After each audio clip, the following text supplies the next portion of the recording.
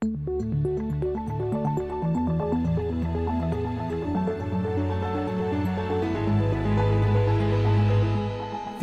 This Morning.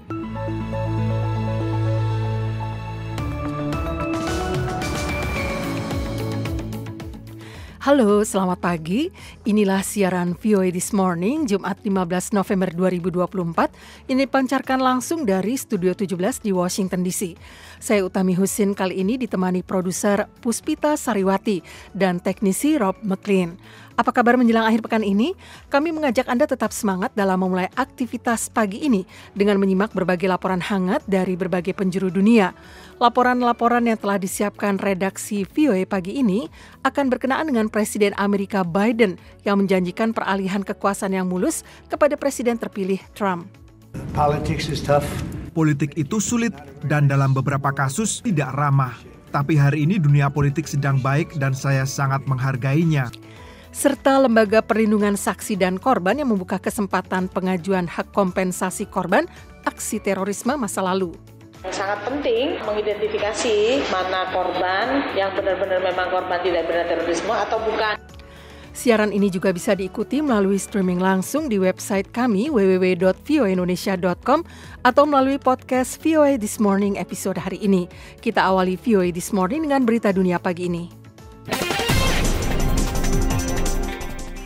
Pendengar, Kepala Pasukan Penjaga Perdamaian PBB Jean-Pierre Lacroix mengatakan kepada para wartawan bahwa PBB tetap berkomitmen untuk mempertahankan pasukan penjaga perdamaiannya yang dikenal sebagai UNIFIL di semua posisinya di Lebanon Selatan, meskipun pertempuran terus berlangsung antara pasukan Israel dan militan Hizbullah. And we have been saying that had we vacated some of the position, then that would have Kepala Pasukan Penjaga Perdamaian PBB itu menambahkan, dan kami telah mengatakan bahwa jika kami mengosongkan beberapa posisi, maka itu pasti akan membahayakan kapasitas UNIFIL untuk terus beroperasi saat ini.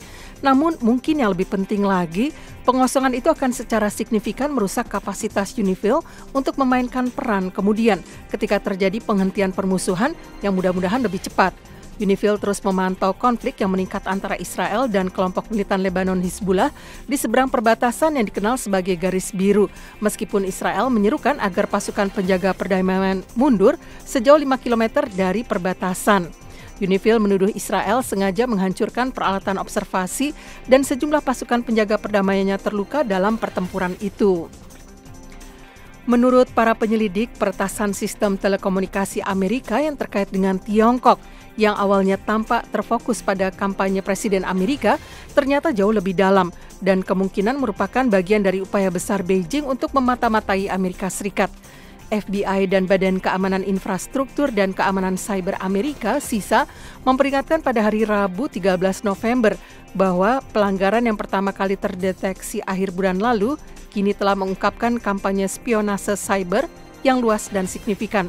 Kedua lembaga tersebut mengatakan dalam sebuah pernyataan bahwa penyelidikan mereka telah mengonfirmasi bahwa peretas yang terkait dengan Tiongkok telah membahayakan jaringan beberapa perusahaan telekomunikasi Amerika dengan memperoleh akses ke informasi yang sangat berharga. Secara khusus, kedua lembaga itu mengatakan bahwa para peretas akan dapat mengakses catatan panggilan pelanggan dan menyusup ke komunikasi pribadi sejumlah pejabat pemerintah dan politisi tertentu.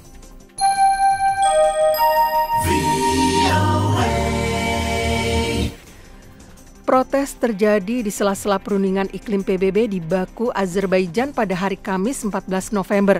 Para aktivis menggelar protes terhadap penggunaan bahan bakar fosil dan pasar karbon. Sementara protes lainnya menyerukan diakhirinya perang Israel-Hamas. Instead of talking about these markets, these offsets, these techno fixes, why not talk about... Daripada berbicara tentang pasar karbon, kompensasi ini itu, mengapa tidak berbicara tentang bagaimana kita menjaga bahan bakar fosil tetap berada di dalam tanah? Bagaimana kita menjaga bahan bakar fosil, minyak, gas, batu bara tetap berada di dalam tanah, kata seorang demonstran. Konferensi tingkat tinggi yang dikenal sebagai COP29 tahun ini telah mempertemukan para pemimpin dunia untuk membahas berbagai cara untuk membatasi dan beradaptasi dengan krisis iklim. Setelah hampir 1 dekade negosiasi, para pemimpin selama hari pertama konferensi iklim PBB ini memutuskan beberapa poin penting dari titik kritis yang banyak diperdebatkan, yang bertujuan untuk memangkas emisi pemanasan planet dari batu bara, minyak, dan gas.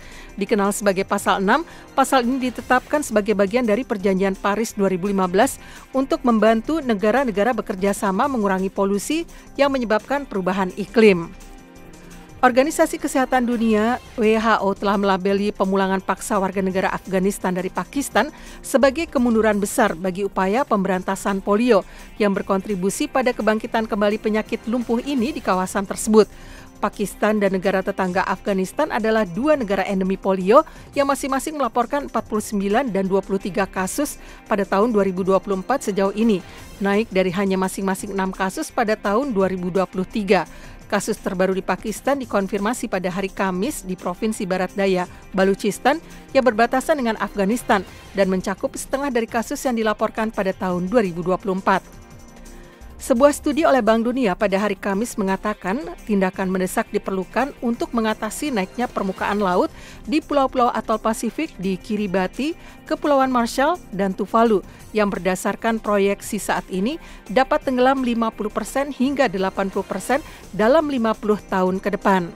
Pendengar, demikian berita dunia pagi ini.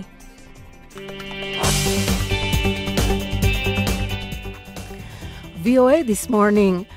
Presiden terpilih Amerika Donald Trump kembali ke Washington DC pada hari Rabu 13 November untuk mengunjungi Kongres Amerika dan Gedung Putih, serta memaparkan visinya selagi mempersiapkan masa kepemimpinannya yang kedua. Presiden Joe Biden menjamu Trump di Oval Office, kantor Presiden Amerika, di mana ia menjanjikan peralihan kekuasaan yang mulus. Anita Powell melaporkan dari Gedung Putih, disampaikan tim VOA. Pendengar, Donald Trump mengatakan dirinya akan kembali ke Washington DC. Dan pada hari Rabu 13 November lalu, ia melakukannya sebagai seorang presiden terpilih. Ia dan Presiden Joe Biden bertemu di Oval Office, kantor Presiden Amerika Serikat, dan memberikan pernyataan singkat kepada satu sama lain di hadapan wartawan sebelum melanjutkan pertemuan. Biden mengatakan, "Kami melakukan segalanya yang kami bisa untuk mengakomodasi kebutuhan Anda. Dan kita akan membahas beberapa di antaranya hari ini. Selamat datang kembali." Sementara itu Trump menuturkan, "Terima kasih banyak. Politik itu sulit dan dalam beberapa kasus dunia politik itu tidak ramah. Tapi hari ini dunia politik sedang baik dan saya sangat menghargainya.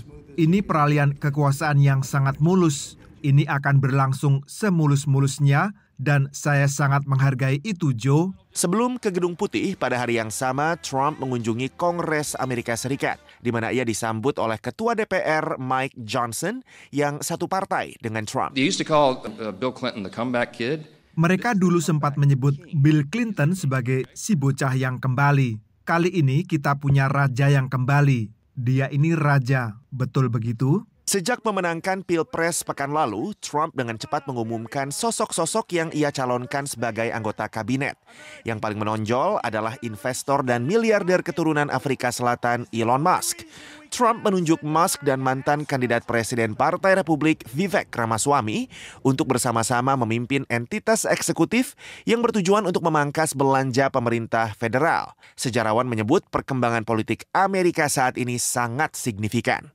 Dosen sejarah di University of Texas Austin mengatakan, It's also significant because when he left office, as you said, perkembangan ini juga signifikan karena ketika Trump meninggalkan Gedung Putih, seperti yang Anda katakan, ia meninggalkannya dengan sejumlah kontroversi. Terpilihnya kembali Trump sekarang menunjukkan bahwa mayoritas pemilih Amerika masih menginginkannya kembali. Hal ini dalam beberapa hal merupakan kebangkitan kembali gerakannya dan gagasan yang dia usung. Trump akan kembali ke Washington untuk pelantikannya sebagai Presiden Amerika Serikat ke-47 pada 20 Januari mendatang. Untuk Anita Powell, Serifan Dwi Astono, VOA Washington. Pendengar, untuk kedua kalinya perempuan gagal menjadi orang nomor 1 di Amerika. Namun beberapa pakar mengatakan kemenangan telak Trump dalam Pilpres Amerika bukan karena warga tak siap punya presiden perempuan, tetapi karena berkelindannya kekhawatiran akan ekonomi dan isu global. Eva Masrieva melaporkan. We made history for a reason tonight, and the reason is going to be just that. Pendengar, mantan Presiden Donald Trump diproyeksikan akan terpilih kembali sebagai Presiden ke-47 Amerika setelah memenangkan telak pemilu presiden 5 November lalu.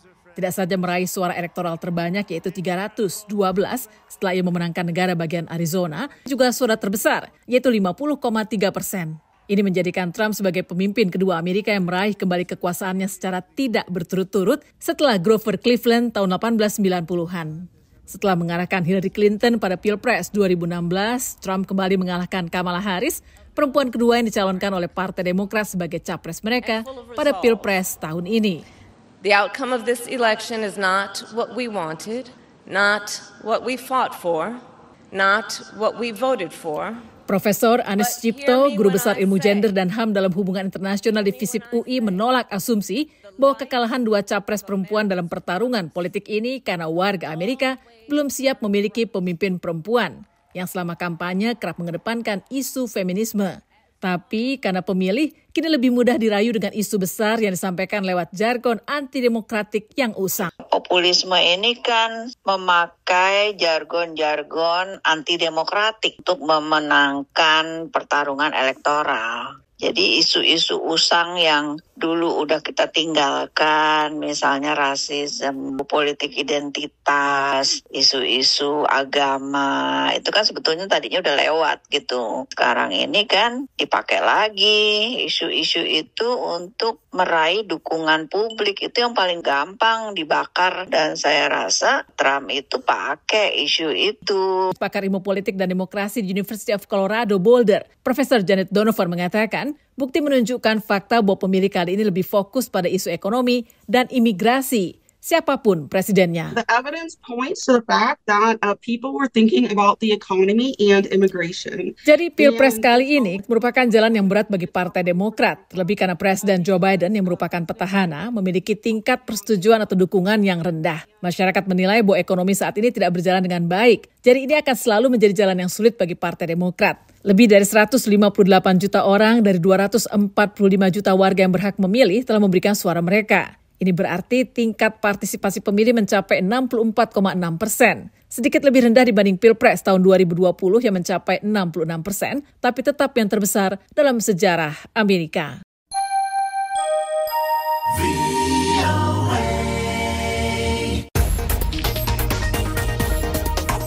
Pendengar, Lembaga Perlindungan Saksi dan Korban bersama Badan Nasional Penanggulangan Terorisme menyosialisasikan putusan Mahkamah Konstitusi pada 29 Agustus lalu tentang perpanjangan waktu pengajuan hak korban terorisme masa lalu. Petrus Rizky melaporkan dari Surabaya. Korban aksi terorisme masa lalu yang dihitung sejak kasus bom Bali 1 hingga serangan bom di Mapolda Riau pada Mei 2018 kini dapat mengajukan kompensasi dan bantuan lainnya kepada negara melalui Lembaga Perlindungan Saksi dan Korban LPSK. Hal ini sesuai dengan putusan Mahkamah Konstitusi nomor 113 tahun 2023 atas uji materi Undang-Undang nomor 5 tahun 2018 pada 29 Agustus 2024. Wakil Ketua LPSK Susila Ningtyas mengatakan putusan Mahkamah Konstitusi ini menjadi kesempatan bagi korban, khususnya yang belum mendapatkan sama sekali bantuan maupun kompensasi atas aksi terorisme yang menimpanya. Pengajuan dimulai sejak November 2024 hingga Juni 2028 dengan syarat utama mendapat penetapan sebagai korban aksi terorisme oleh Badan Nasional Penanggulangan Terorisme atau BNPT. Namun demikian, untuk mengajukan permohonan tersebut dilampiri surat keterangan bahwa yang bersangkutan adalah korban tindak pidana terorisme masa lalu. Jadi itu yang jadi utama kenapa kemudian BNPT menjadi salah satu lembaga yang sangat penting mengidentifikasi mana korban yang benar-benar memang korban tindak pidana terorisme atau bukan. Hingga kini sudah 785 orang korban tindak pidana terorisme yang mendapatkan bantuan dari negara melalui LPSK yang tersebar di berbagai daerah seperti Bali, Sulawesi Tengah, Jawa Timur, Surakarta, Jawa Barat, dan daerah lain di Indonesia. Kasubdit Pemulihan Korban Aksi Terorisme Badan Nasional Penanggulangan Terorisme Rahel mengatakan warga yang menjadi korban aksi terorisme dapat mengajukan hak mereka sesuai putusan Mahkamah Konstitusi. Rahel memahami akan ada banyak kesulitan dan kendala yang dihadapi korban, khususnya untuk memenuhi persyaratan pengajuan hak, sehingga BNPT akan bersinergi dengan para pihak terkait untuk membantu warga yang menjadi korban memperoleh haknya. Ada 400-an lebih yang belum, karena data itu juga bisa berkembang, karena itu nggak melibatkan dari BNPT saja, beberapa pihak juga dari Densus yang menetapkan bahwa itu peristiwa terorisme. Untuk menyebarkan data juga kami juga in charge juga dengan Densus, apakah peristiwa itu terorisme atau tidak. Sejauh ini korban yang meninggal dunia mendapat uang kompensasi atau kerohiman sebesar 250 juta rupiah, korban luka berat mendapat 210 juta rupiah, korban luka sedang mendapat 115 juta rupiah, sementara korban luka ringan mendapat 75 juta rupiah. Selain kompensasi, LPSK juga memberikan bantuan lain yakni kesehatan, psikologis, dan psikososial bagi korban aksi terorisme. Kusuma Budi Sukmono, Ayahanda Daniel Agung Putra Kusuma, juru parkir di Gereja Pantai Kosta Pusat Surabaya atau GPPS yang meninggal saat serangan bom pada Mei 2018, berterima kasih atas bantuan yang diterimanya. Saat meninggal, Daniel baru berusia 15 tahun. Ya, waktu itu kita dapat kompensasi diserahkan sama Bu Kofifa berupa uang 250 juta dari anak-anak yang meninggal. Dari Surabaya, Petrus Rizky, VOA.